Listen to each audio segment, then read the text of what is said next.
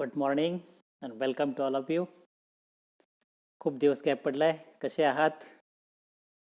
अजूनही काळजी घ्यायची आहेच. जोपर्यंत संपूर्ण जगामध्ये लस प्राप्त होत नाही आणि कुठल्याही प्रकारचा प्रादुर्भाव थांबत नाही तोपर्यंत काळजी घेत राहा, घरी राहा, सुरक्षित राहा.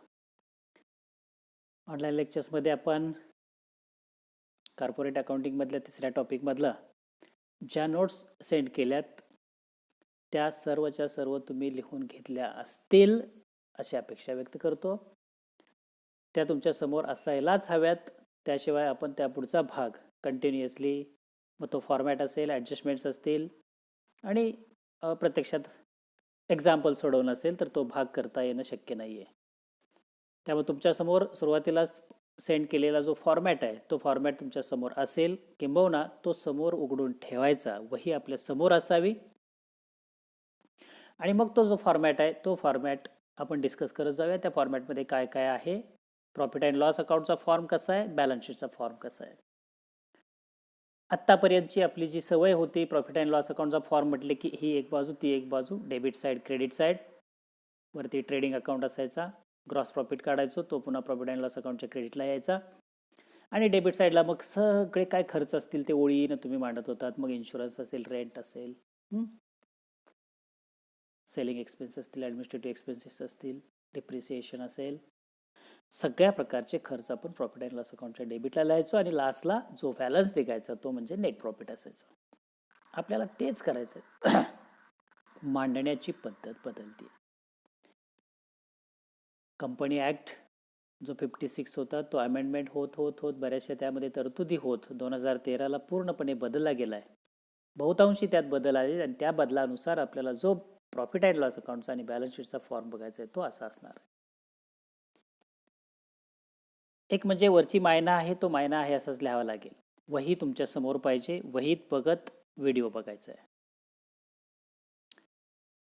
त्याला प्रॉफिट अँड लॉस अकाउंट असं न म्हणता statement of profit and loss account, थोडा बदल म्हणजे अकाउंटच, फक्त statement of profit and loss account, loss for the year ending, पुन्हा डॅश डॅश डॅश काय असेल ते वर्षाखेर आपली असेल ती लिहायची आहे आणि खाली लिहायचं आहे शेड्यूल 4 कॉमा पार्ट सेकंड. एवढा मायना हा वरती असायलाच हवा.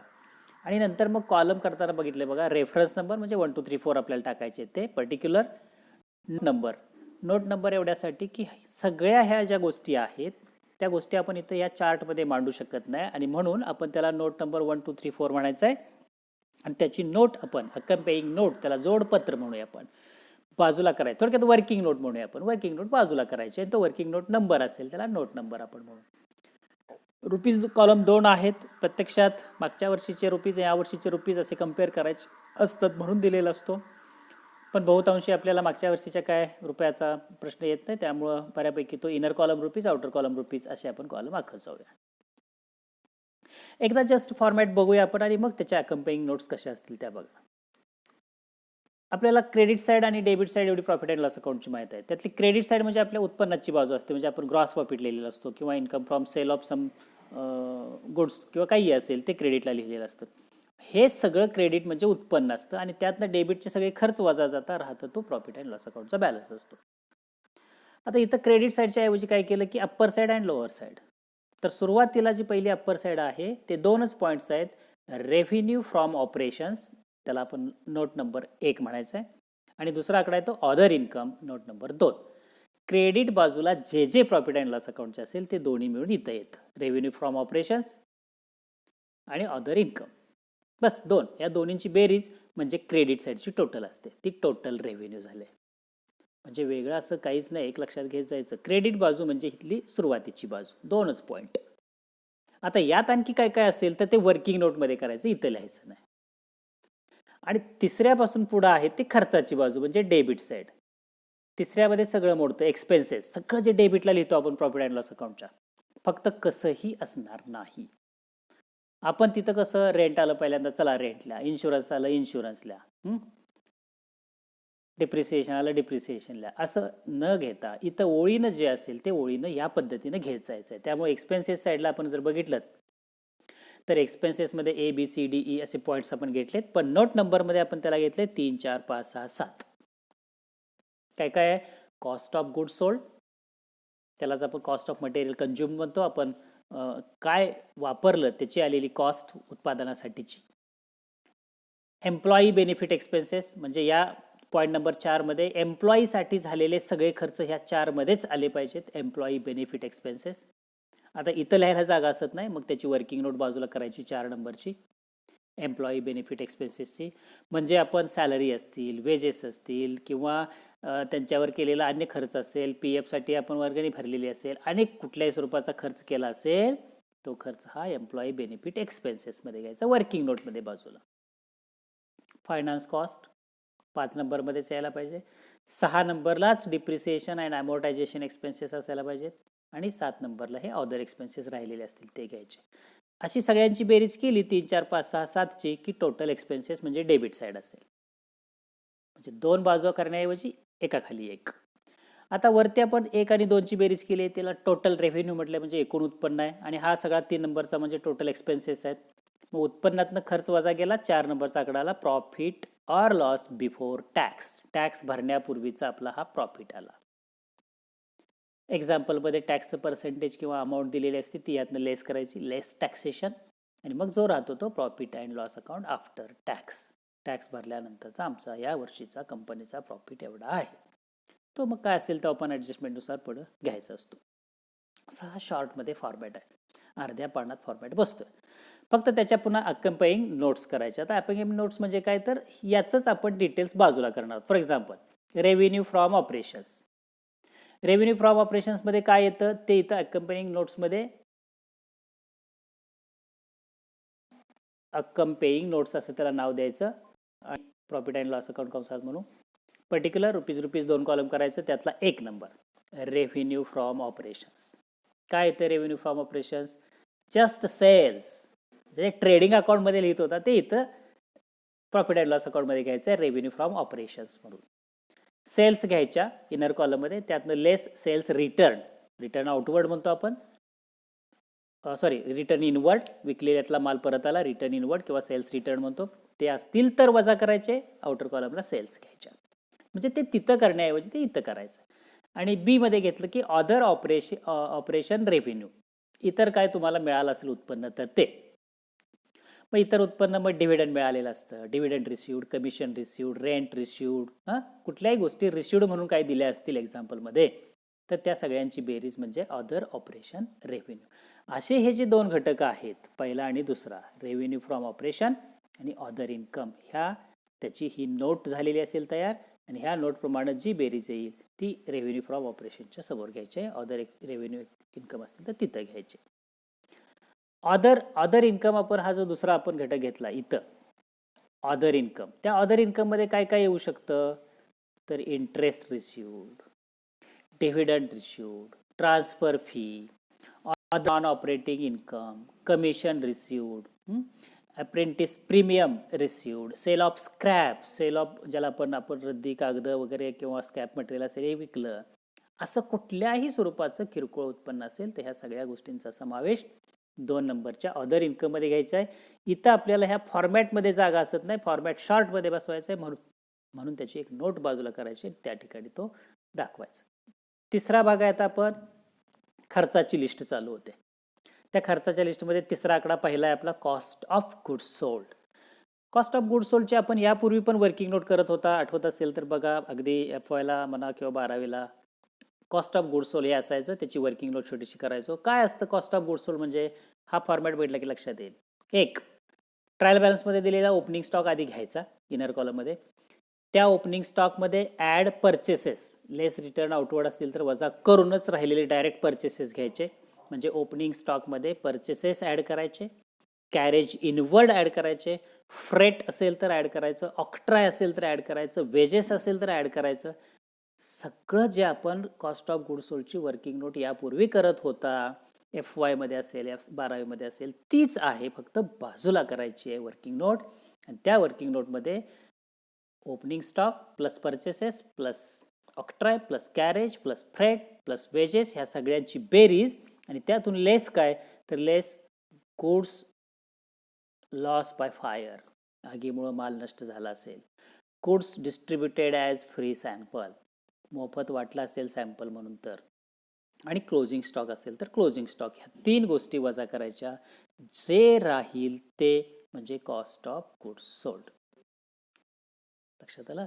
वर्किंग नोट बाजूला करायची आहे. एवढं सगळं मटेरियल लिहायला चार्टमध्ये जागा असत नाही, म्हणून बाजूला वर्किंग नोट केली कॉस्ट ऑफ गुड्स सोल्डची. म्हणजे जो माल कंपनीनं विकलाय किंवा विकायला तयार करून ठेवलाय त्याची मूळ किंमत किती, त्यात अजून प्रॉफिट आपण ॲड केलेला नसतो. मूळ किंमत किती, ती वस्तू उत्पादित व्हायला किती खर्च आला ते शोधून काढायचं असतं आणि ते म्हणजे हे कॉस्ट ऑफ गुड्स सोल्ड आहे. काय काय आलं त्यात लक्षात आलं आता?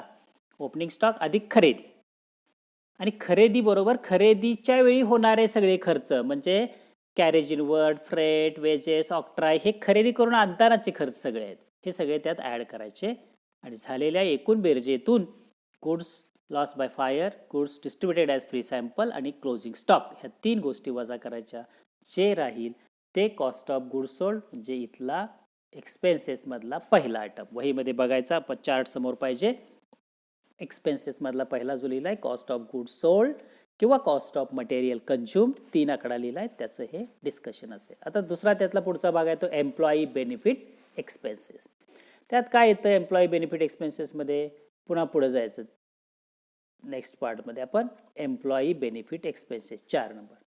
फक्त कामगारावर केलेले वेगवेगळ्या स्वरूपाचे खर्च असतील ते एकत्रितपणे घ्यायचे. म्हणजे वेगवेगळ्या ठिकाणी आले असतील ट्रायल बॅलन्समध्ये ते एका ठिकाणी घ्यायचे. वर्किंग नोट नंबर 4 करून एम्प्लॉई बेनिफिट एक्सपेन्सेस.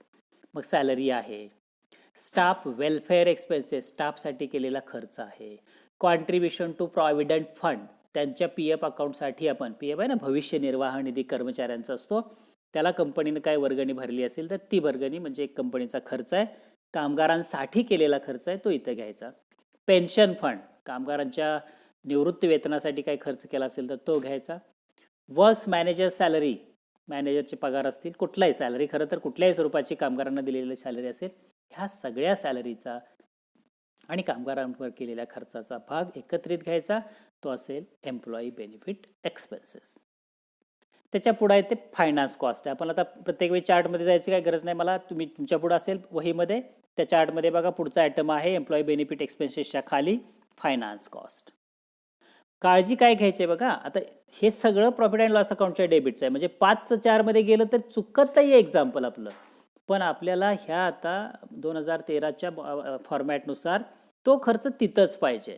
यापूर्वी आपण प्रॉफिट अँड लॉस अकाउंटच्या डेबिटला समजा इथला सॅलरी पहिला चालायचा, इथं पुन्हा 5 नंबर फायनान्स कॉस्टमधला ऑडिट फी आला तरी चालत होता एकाखाली एक. आता नाही, आता 5 नंबरमध्येच ते गेलं पाहिजे. Audit fee, interest on debenture, bank interest, bank charges, outstanding debenture interest, हे सगळं फायनान्स कॉस्टमध्ये गेलं पाहिजे 5 नंबरमध्ये, कारण तिथं वर्किंग नोटमध्ये त्याची बेरीज होणार असते आणि डायरेक्ट आकडा आपण तिथं चार्टमध्ये घेणार असतो फायनान्स कॉस्टच्या समोर. त्यामुळे कशात काय येणार आहे हे काळजीपूर्वक आपल्याला बघायला लागेल. 4 नंबरचं एम्प्लॉई बेनिफिट एक्सपेन्सेस एम्प्लॉईशी रिलेटेडच त्यात आलं पाहिजे. फायनान्स कॉस्ट म्हणजे एकूण आपण जे काय कंपनीसाठी वेगवेगळ्या स्वरूपानं भांडवल उभारलं असेल त्या भांडवलासाठी आलेला खर्च, म्हणजे इंटरेस्ट ऑन डिबेंचरचं काय आपण भांडवल उभा केले तर त्यावर दिलेलं व्याज, ऑडिट फी, बँकेकडून घेतलं असेल तर bank interest, bank charges ॲटसेट्रा, these are the finance cost.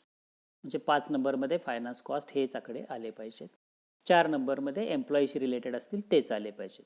लक्षात आलं का? यापूर्वी प्रॉफिट अँड लॉस अकाउंटची डेबिट साईड ओळीनं काहीही जे असेल ते आपण घेत होतो, ते फक्त टाळून आता ओळीनं या आयटममध्येच ते आले पाहिजेत. असं झालं फायनान्स कॉस्ट 5. 6 नंबरला स्वतंत्र डिप्रिसिएशन आहे. काय नाही, डिप्रिसिएशन आणि अमोर्टायझेशन म्हणजे नष्ट होणाऱ्या असेटचा काय खर्च असेल तो, म्हणजे असेट बऱ्याचशा आपल्या नष्ट होतात इन द सेन्स वापरून त्या झिजून गेलेले असतात, that is depreciation. So depreciation all tangible, intangible or everything, सगळ्या प्रकारच्या असेटवरचं डिप्रिसिएशन हे 6 नंबरलाच घ्यायचं आहे.